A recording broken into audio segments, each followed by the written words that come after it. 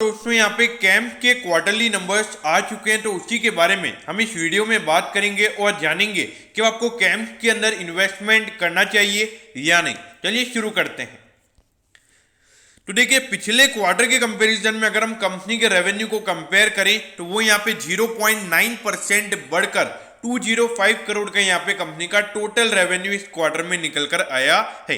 और अगर प्रॉफिटेबिलिटी की बात करें तो 5% यहाँ पे कंपनी का नेट प्रॉफिट बढ़कर 63 करोड़ का यहाँ पे कंपनी का टोटल नेट प्रॉफिट इस क्वार्टर में निकल कर आया है।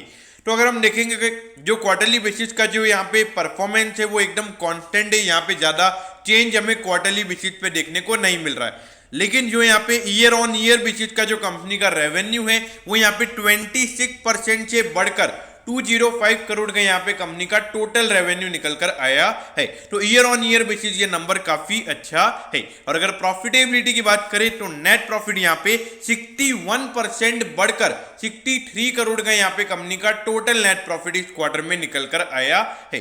तो अगर हम देखेंगे क्वार्टरली बेसिस के नंबर एकदम कांस्टेंट है, ना ज्यादा कुछ यहाँ पे कुछ ज्यादा ग्रोथ देखने को नहीं मिली है, लेकिन ईयर ऑन ईयर बेसिस के नंबर यहाँ पे काफी अच्छे हैं।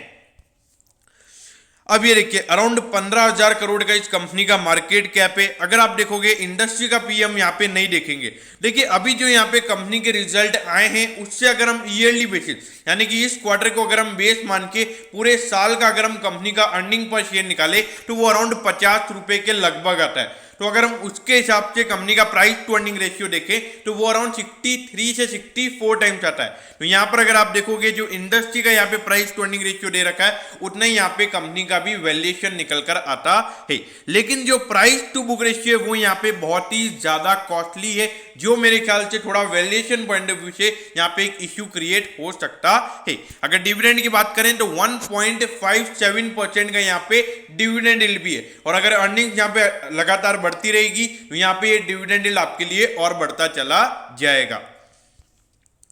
अब ये देखिए, अगर हम पिछले 4 साल के परफॉर्मेंस की अगर हम बात करें तो यहाँ पे 18 से 19 में लगभग 10% की ग्रोथ हमें देखने को मिली।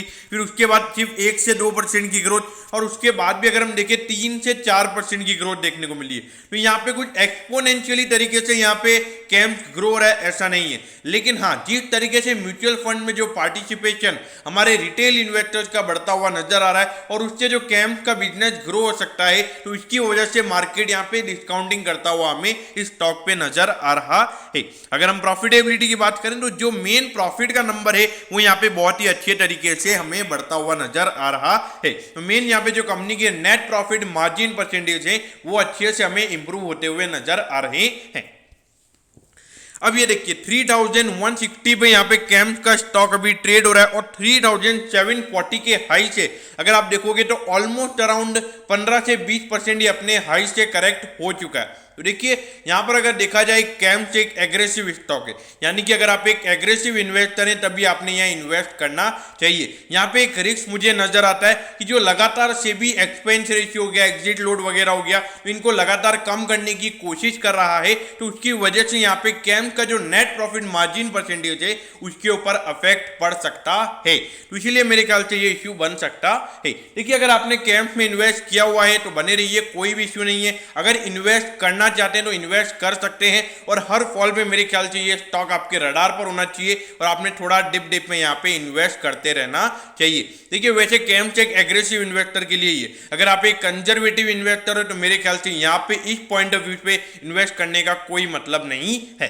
तो दोस्तों, मैं होप कर रहा हूँ कि कैंप के क्वार्टरली नंबर्स के बारे में आपको सब कुछ पता चल गया होगा। अगर आपकी कोई भी क्वेरीज है तो आप कमेंट कीजिए, मैं जरूर आपके कमेंट पर रिप्लाई करूंगा। ओके दोस्तों, thank you, have a nice day.